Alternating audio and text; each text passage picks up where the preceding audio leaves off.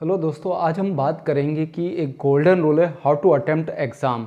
जैसे आप कोई एग्ज़ाम देने जाते हो, ठीक है, मतलब एसएससी का हुआ, रेलवे का हुआ, या एसएससी जीडी का हुआ, यूपी कांस्टेबल का हुआ, बैंक का हुआ, या अदर स्टेट के एग्ज़ाम आप देने जाते हो, ठीक है। तो उसको अटेम्प्ट कैसे करना चाहिए। होता क्या है कि हम तैयारी बहुत अच्छी होती है हमारी, लेकिन अगर हम अटेम्प्ट ही सही से नहीं कर पाएँ तो हमारा नहीं हो पाएगा।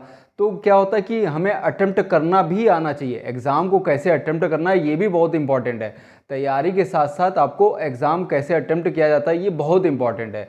तो आपने तैयारी बहुत करी, आपने एग्ज़ाम को मतलब पूरे जो क्वेश्चन है, मान लीजिए 200, मैं जो बता रहा हूँ वो 200 क्वेश्चन पे बता रहा हूँ। किसी किसी एग्ज़ाम में 100 क्वेश्चन देते हैं, ठीक है। तो वो आप उस अकॉर्डिंग जो मैं स्ट्रैटेजी बता रहा हूँ उस अकॉर्डिंग आप फॉलो कर लीजिएगा।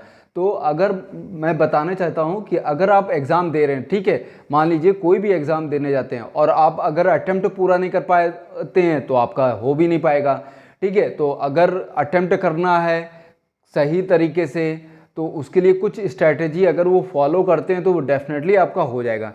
तो बात करते हैं कि कैसे अटेम्प्ट करना चाहिए एग्ज़ाम, ठीक है। तो मान लीजिए वो तो पहला रूल ये है कि आप एग्ज़ामानेशन सेंटर पे जल्दी से पहुंच जाइए, अपने जो भी हो वो प्रक्रिया होती है वो ख़त्म। उसके बाद आपका मान लीजिए क्या होगा ही, जैसे ही आपका एग्ज़ाम स्टार्ट होता है, ठीक है। अब मान लीजिए हमने कोई पेपर ले लिया 200 क्वेश्चन का, ठीक, जिसमें मैथ है, रीजनिंग है, इंग्लिश है, जीके है, हिंदी भी है, ठीक है, हिंदी भी ले लिया मैंने। अब मान लीजिए वो 200 नंबर का क्वेश्चन पेपर है। अब उसमें आपको क्या करना है कि जैसे आपका टाइम स्टार्ट हो गया, ठीक, अब उसमें टाइम स्टार्ट हो गया तो आपने क्या करा कि पहले इजी इजी क्वेश्चन आपने स्टार्ट कर दिए, पिक करने स्टार्ट कर दिए। आपको सबसे पहले किसी भी क्वेश्चन पे ज़्यादा टाइम देना नहीं है, ठीक है। जहाँ आपने ज़्यादा टाइम दिया वहाँ आप गलती करने लगेंगे। तो करना क्या है कि आपको इजी जो क्वेश्चन आपके नज़रों में एक हिट में होते चले जाए उसको आप अटेम्प्ट करते चले जाइए। मतलब कोई भी हो, मतलब देखा और उसको टिक कर लिया। ये क्या करिए कि आप उठाया, जहाँ मान लीजिए एक से उठाया और लास्ट तक 200 क्वेश्चन देता है तो 200 क्वेश्चन तक यही प्रक्रिया आप स्टार्ट करते चले जाइए। कहीं पे भी आपको रुकना नहीं है। जहाँ पे भी आपको टाइम लग रहा है कि मुझे क्वेश्चन में टाइम देना पड़ रहा है तो वहाँ पे आप बिल्कुल नहीं, वो आप क्वेश्चन लीव करिए, दूसरे क्वेश्चन पे चले जाइए जल्दी से, ठीक है। ये ऑफलाइन का मैं बता रहा हूँ आपको, ठीक है, मैं ऑफलाइन एग्ज़ाम के बारे में। तो आपको क्या करना कि एक क्वेश्चन, मान लीजिए पहला क्वेश्चन आपको इजी मिला, आप दूसरा मिला, तीसरा मिला, ऐसे आगे बढ़ते चले गए। एंड तक 200 क्वेश्चन तक आपको पहले पेपर अटेम्प्ट ज़रूर से ज़रूर वहाँ तक पहुँचिए ज़रूर, ठीक है। उसके बाद आप हो सकता हो कि शुरुआत के क्वेश्चन जो होंगे 30-40 तक आपको इजी आराम से हो जाएगा। पेपर जो होता है सेट होता है, वो एग्जामिनर ऐसा सेट ही करता है कि आप 40% आप पहले हिट में सही कर लीजिए, ठीक है। ये क्या होता है, ये अभी आप पास नहीं हुए, ये क्या है वहाँ तक के आपने क्या करा कि एक हिट वाले क्वेश्चन सॉल्व हो गए, ठीक। तो मान लीजिए कि अब उसके बाद क्या होता है कि जो क्वेश्चन आपके छूट गए या जो क्वेश्चन अभी आपको नहीं आए हैं तो उनको अटेम्प्ट आप करिए, ठीक। जो उसके बाद जो पहले हिट में आपके सॉल्व हो गए उसके बाद आपको सेकंड हिट में आपको क्या करने हैं कि जो थोड़े थोड़े क्वेश्चन टफ थे उनको किनारे कर देने हैं, ठीक है। या कैलकुलेटिव वाले क्वेश्चन है जो थोड़े टफ है तो उनको हमने किनारे कर देना। जो इजी, अब मतलब इजी से थोड़ा सा टफ है तो उसको अब मेरे को हम लोग को अटेम्प्ट करना है, मान लीजिए, ठीक है। तो धीरे धीरे उस क्वेश्चन के रेशियो को आप बढ़ाइए। तो जो आपके पहले हिट में हुए थे 40%, उससे 10% और एक्स्ट्रा हो जाएगा। मान लीजिए 10 नहीं 20% ले लीजिए, 60% हो गया ना। 10%, 40% आपने पहले कर लिया, 20% अब कर लिया, 60% हो गया। अब बात करते हैं कुछ क्वेश्चन होंगे जो सेकंड हिट में भी आपके नहीं होंगे, ठीक है। होता क्या है कि जब हम जब एग्ज़ाम देते हैं तो हमारा माइंड उतना तेज वर्क नहीं करता है, ठीक है, जितना हम चाहते हैं कि तुरंत आने लगे। तो ये नहीं है।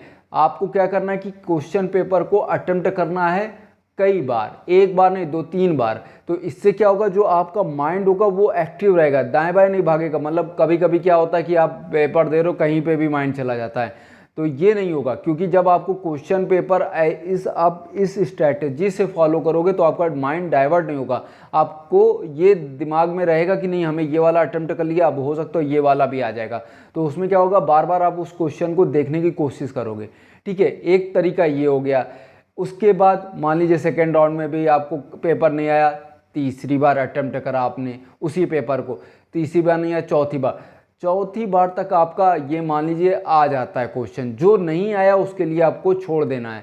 इतने में अगर आप 4 बार आपने अपना पेपर अटेम्प्ट किया तो ये मान लीजिए आप डेफिनेटली है कि आप मतलब पास हो जाएंगे। तो पहले कुछ एग्जाम्पल बताते हैं आपको कि कैसे मान लीजिए एग्जामिनेशन को अटेम्प्ट कैसे करना चाहिए। ठीक है दोस्तों, ये तो बात करते हैं। सबसे पहले मान लीजिए आपका पेपर स्टार्ट हुआ, उसमें पहला दे दिया मैथ का सेक्शन। मैथ नहीं होता शुरुआत में, मान लीजिए जीके या रीजनिंग हो जाती है, इंग्लिश हो जाती है, हिंदी हो जाती है, मैथ कभी लास्ट में दे देते हैं। ये मैंने अपने अकॉर्डिंग सेट करा हुआ है। अब पेपर कैसा बनता है ये मेरे को आइडिया नहीं है। ठीक है, मतलब 200 क्वेश्चन आएंगे, उसमें पहला कौन डाले आ जाएगा कि रीजनिंग आ जाएगी कि जीएस आएगी कि हिंदी आएगी कि इंग्लिश आएगी, ये डिपेंड ऑन पेपर होता है। तो बात करते, मान लीजिए हमने सबसे पहले हमने उठा लिया इंग्लिश। मान लीजिए आपके में आया सबसे पहले रीजनिंग का पेपर, मतलब पहला सेट जो है, मान लीजिए 200 क्वेश्चन है ना, तो उसमें रीजनिंग का पहले स्टार्ट हुआ। ठीक है, तो रीजनिंग का स्टार्ट हुआ। तो अब रीजनिंग में मान लीजिए हमने क्या करा कि पहला, दूसरा, तीसरा ऐसे क्वेश्चन उठाए। अब मान लीजिए शुरुआत के ही 20 तक क्वेश्चन आपको नहीं आ रहे हैं, तो ये तो आपको टफ लग गया कि 20 क्वेश्चन नहीं आए। तो आपको डरने की बिल्कुल ज़रूरत नहीं, ना ही टेंशन लेने की, अरे मेरे शुरुआत के ही 20 क्वेश्चन हमको नहीं आ रहे रीजनिंग के। आप छोड़ दो, 20 क्वेश्चन है, आप 25 से छोड़ दो, 30 से उठा लो। आपको क्या करना है, पिक कर लेना है 30 क्वेश्चन से, 30वें से उठाया और 50 तक पहुँचे। देखिए आपका 30 जब क्वेश्चन उठाएंगे ना तो आप 50 तक पहुँच जाएंगे ईजिली, क्योंकि एग्जामिनेशन जो सेट करता है एग्जामिनर, वो क्या करता है कि आपको ऐसे ही करेगा। तो आपको क्या करना है कि शुरुआत के आपने छोड़ दिए, 30 तक छोड़ दिए, 20 अटेम्प्ट हुए, इसके बाद ये ख़त्म कर दिया आपने। अब अभी रीजनिंग आप अटेम्प्ट ना करिए। उसके बाद आप पहुंच जाइए, मान लीजिए उसके बाद आप पहुंच जाइए जीके पे। जीके पे आपको क्या करना क्या है कि 20 से क्वेश्चन उठाना, मतलब 25 से या 30 से उठा लीजिए। अगर आपको शुरुआत के नहीं आ रहे हैं तो 30 से उठाइए। 30 से उठाया मैंने, ठीक है, 30 से उठाया, फिर उसके बाद 30 से स्टार्ट कर दिया। अब 30 से स्टार्ट करा, मान लीजिए आपको 45-46 तक क्वेश्चन आ गए, वहाँ तक आपने रोक लिया। ठीक, आपका माइंड कहीं भी डाइवर्ट नहीं हो रहा। अब आप सोच लीजिए रेगुलर आप दे रहे हो उस अटेम्प्ट को, तो आपको 45 तक तो अटेम्प्ट हो गया। उसके बाद आपको फिर क्या करना है, ये छोड़ दिया, फिर आना है मैथ पे। मैथ में सबसे पहले आपका जो स्ट्रॉन्ग टॉपिक हो, मान लीजिए डीआई हुआ, सीआई हुआ, या प्रॉफिट एंड लॉस हुआ, परसेंटेज हुआ, या रेशियो एंड प्रोपोर्शन हुआ, या मेंसुरेशन हुआ, या एडवांस मैथ हुई, या फिर डेसिमल हुए, एचसीएफ एलसीएम हुए, या नंबर सिस्टम हुए। इनको क्या करना कि पहले आप मतलब जो टॉपिक आपका स्ट्रांग हो उसको पिक कर लेना। नहीं, आप अगर ये तरीका आप फॉलो कर रहे हैं तो सबसे पहले आप वही स्टार्ट कर दीजिए, एक से देखिए क्वेश्चन, एक से उठा लीजिए कि एक से उठाया आपने, 1 2 3 4 5। अगर ये नहीं आ रहे हैं तो आपको कुछ नहीं करना है, टेंशन लेने की जरूरत नहीं है। फिर 25 से या 30 के 20 से उठाने स्टार्ट कर दीजिए, और फिर 30 से लेके 50 तक अटेम्प्ट कर लीजिए। जो आए तो आए, नहीं तो आए तो छोड़ दीजिए उसको बाद। फिर ठीक है, ये मैंने आपको क्या कर दिया, पहले मैथ का। अभी मैंने पूरा पेपर नहीं सॉल्व करा है, अभी मैंने बताया कि आप ये तरीका अप्लाई कर दीजिए। फिर बात करते हैं कि ये हो गया, ये हो गया, जीके भी बता दिया। अब बात करते हैं इंग्लिश में आ जाते हैं। तो इंग्लिश में मान लीजिए, इंग्लिश में अगर आपकी पकड़ एरर्स में अच्छी है तो आपको क्या करना है कि एरर्स उठा लेनी है, एरर्स को करने लगना है। फिर एरर्स खत्म हुआ, उसके बाद आप वकैब पे चले जाइए। वकैब आपका सेक्शन स्ट्रांग होगा, वकैब पे कर लेने लगिए। फिर उसके बाद होगा फिल इन द ब्लैंक्स आएगा, तो फिल इन द ब्लैंक्स कर लीजिए, इस अकॉर्डिंग अटेम्प्ट करिए। फिर कॉम्प्रिहेंशन अटेम्प्ट कर लीजिए। आप देखेंगे क्या कि आप 25 मतलब 60% जो है आप इंग्लिश में सॉल्व कर चुके होंगे। ठीक है, मान लीजिए अगर 10 तक क्वेश्चन भी टफ है तो उसके बाद भी इजी होगा। एग्जामिनर बनाता है पेपर, दोनों तरीके बनाता है, इजी बनाता है, टफ भी बनाता है। तो आपको क्या करना है कि इजी वाले अटेम्प्ट कर लीजिए। पहले आप अपने आप को सिक्योर कर लीजिए एग्जाम में कि भैया पहले हम कटाव तो अपना निकालें, फिर ऊपर पहुंचेंगे। कटाव के पास तो पहुंचे, आपने ये भी अटेम्प्ट कर लिया। अब मान लीजिए हिंदी भी आती है, मान लीजिए, तो हिंदी में आपको सबसे अच्छा, हिंदी में क्या है, आपको एरर्स मान लीजिए वो आता है कि दे देते हैं कि इसमें कौन सा गलत है, ठीक है, वो अब मार्केट जा रहा है कि जा रही है करके आ जाता है, या विलोम शब्द आ जाता है, पर्यायवाची आ जाता है, कॉम्प्रिहेंशन आ जाते हैं। तो हिंदी का सबसे अच्छा फंड अगर आपको अच्छी तरीके से आता है तो आप अटेम्प्ट करने में कोई मतलब आप अटेम्प्ट कर लेंगे, ठीक है। उसमें कोई रूल तो है नहीं, अगर आपने रटा है आपको मालूम है तो ही आप अटेम्प्ट कर लेंगे। उसमें भी क्या है, अगर आपको टफ क्वेश्चन मिल रहा है तो आप शुरुआत ना करके 30 से उठा लीजिए, कॉम्प्रिहेंशन पहले सॉल्व कर लीजिए, या पर्यायवाची या विलोम शब्द सॉल्व कर लीजिए। तो ये क्या होगा, आपके 50% कवर हो जाएंगे, ठीक। ये मैंने अभी आपको सिर्फ ओवरव्यू बताया कि अब करना, ओवरव्यू बताया। अब आपको क्या करना है, जो आपने पेपर जैसे मैथ में सेक्शन में जो छूट गया था फिर उसको अटेम्प्ट करना स्टार्ट कर देना है, ठीक है। हमने कहा कि ना 25 तक टफ था या 30 से उठाया था, अब आप 30 से पहले वाले क्वेश्चन यानी कि 25 वाले, 23 वाले, 11 वाले, 12 वाले, अब आप इनको अटेम्प्ट करने लगिए, ठीक है। इसको अटेम्प्ट करने के बाद आप इस सीक्वेंस ये अटेम्प्ट करिएगा।